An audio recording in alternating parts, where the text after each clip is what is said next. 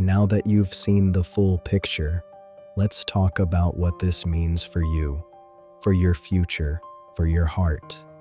Emotional neglect isn't just a bad mood, it's slow-acting poison. It destroys self-esteem, triggers depression, anxiety, and eventually can make you stop believing that anyone can truly love you.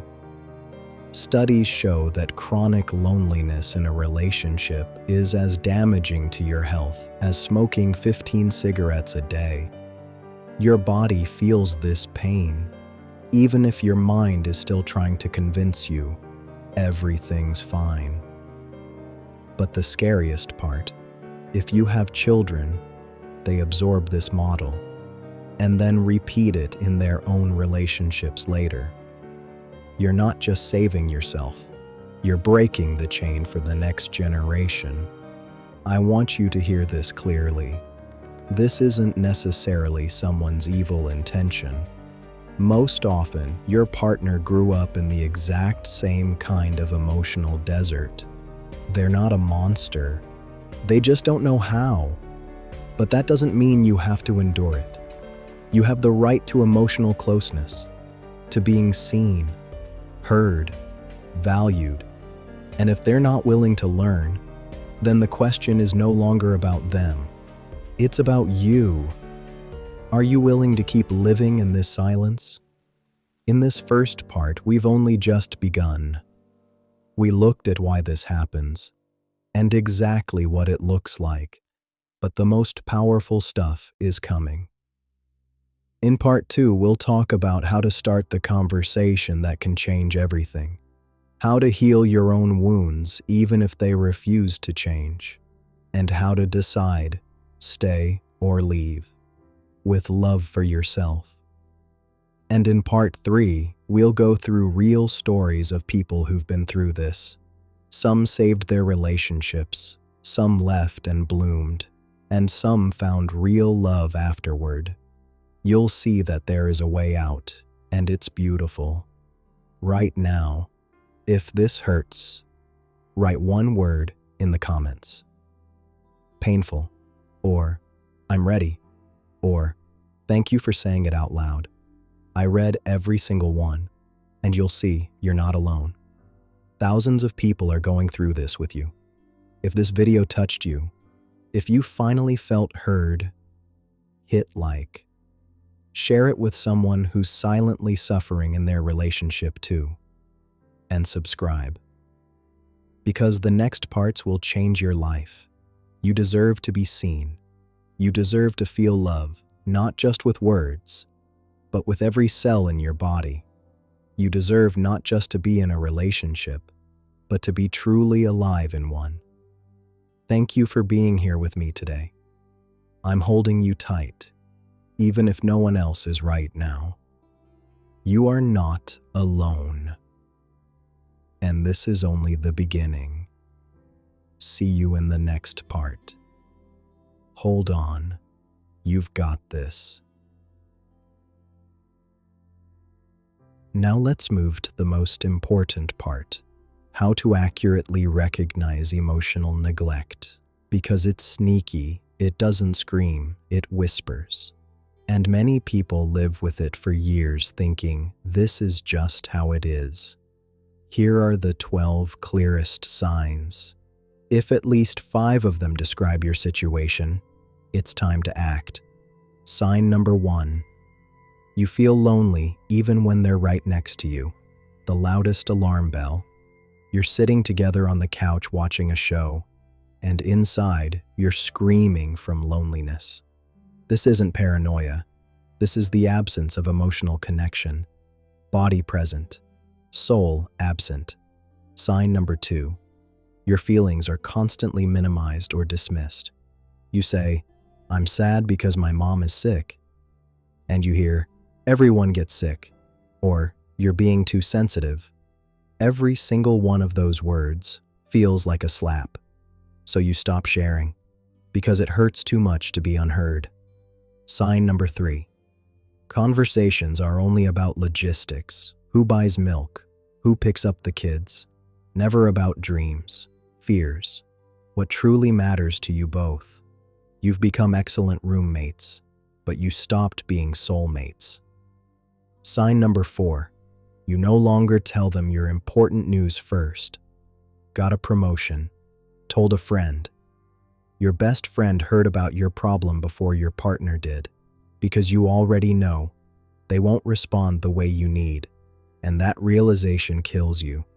Sign number 5. No physical affection outside of sex. No random hugs. No forehead kisses when you're sad. No hand on your waist when you walk together. And when sex does happen, it feels mechanical, without real intimacy. You feel used instead of loved. Sign number 6. You constantly apologize for your emotions. Sorry, I'm upset again. Sorry, I'm crying. Because you've already learned that your feelings are inconvenient. Classic sign of emotional neglect. Sign number 7. They never ask how your day really went. Not fine, but tell me what you actually felt when your boss said that. If those kinds of questions haven't happened in months, you are emotionally orphaned in this relationship. Sign number 8. You feel invisible. You get a new haircut, new dress, 0 reaction. You share a big win. Cool. And that's it. You exist for them like furniture. Useful, but not valuable. Sign number 9. After a fight, there's no repair. No, I'm sorry. No real conversation. Just silence until it blows over. Or sex used as a band-aid. But the wound stays, and with every fight, it gets deeper. Sign number 10. You'd rather spend time alone than with them. Because alone, you can at least be yourself. Next to them, you perform, just to avoid conflict. Sign number 11. You have no idea what they want from you emotionally, because they never say it, never ask, never share. You live like 2 parallel universes sharing one apartment. Sign number 12. Positive emotions only appear during sex. The rest of the time, nothing. No warmth, no laughter, no pride in each other. This isn't a relationship. This is cohabitation with occasional sex. If you're nodding at almost every point right now, give yourself a hug, because you're not crazy. You were just living in an emotional desert and thought it was paradise. But now you see the truth, and truth sets you free, even if it hurts like hell at first. I want you to pause right now. Grab a piece of paper or open notes on your phone. Write down the 3 signs from this list that hit you the hardest.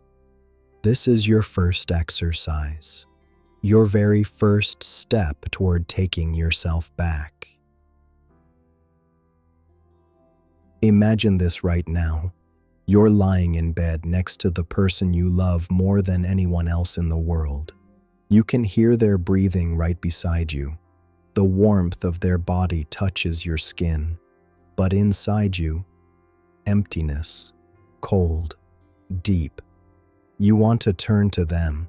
Tell them how your day really went, how your boss's words hurt you, how you're terrified you'll never reach your dreams. And they just lie there, staring at their phone, or already asleep. And in that exact moment, you realize you're not alone in the room, but you are completely alone in this life. If this feeling is familiar to you, if it cuts you from the inside every single night, if you smile at the world while inside you're screaming, "Why am I invisible to the person who's supposed to see me better than anyone?" Then welcome. You're not crazy. You're not too needy. You're not just tired.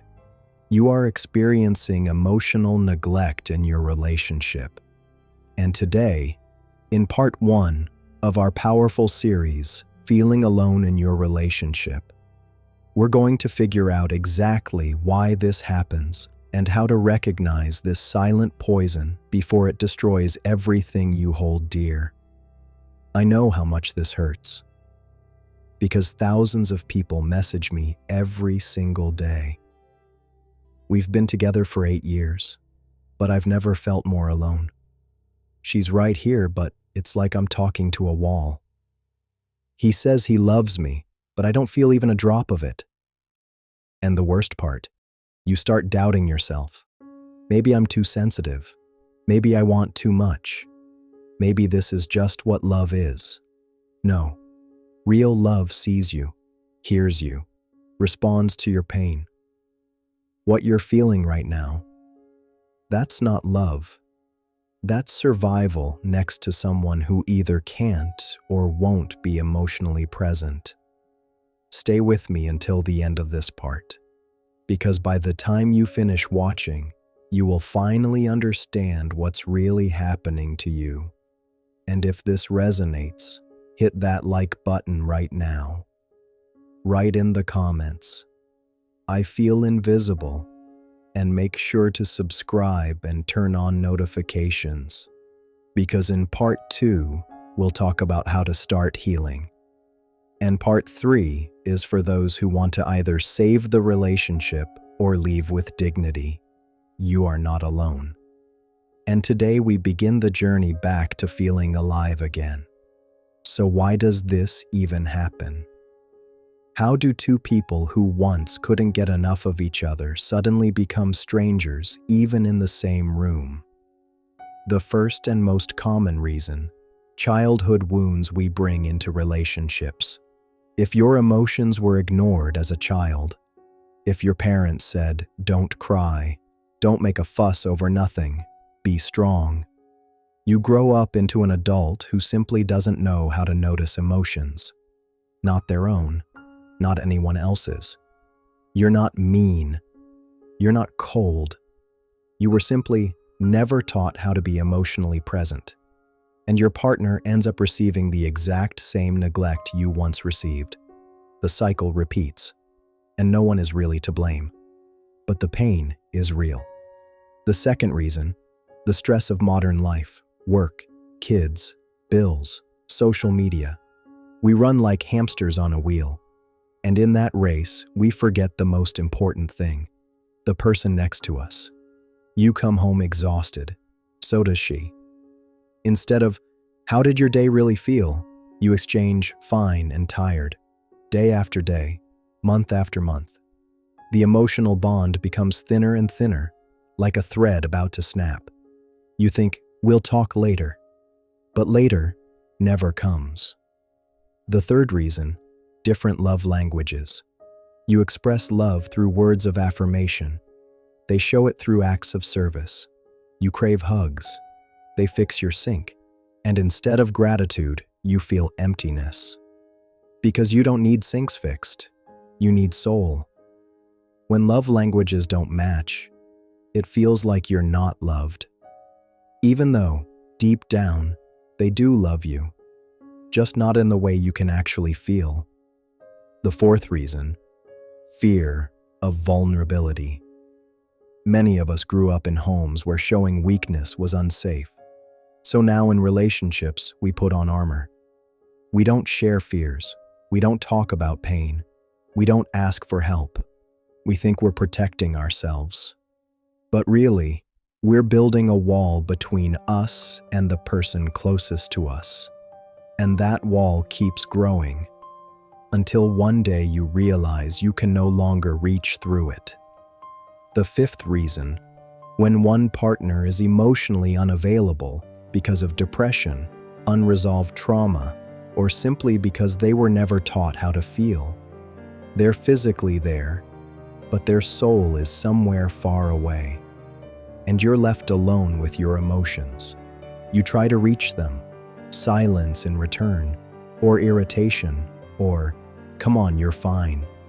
And every "you're fine" feels like another stab to the heart. I want you to close your eyes for a second right now, and honestly ask yourself, when was the last time your partner asked you, "How are you?" really, and actually wanted to hear the answer? When was the last time you cried in front of them and they held you, not because they had to, but because they couldn't do anything else?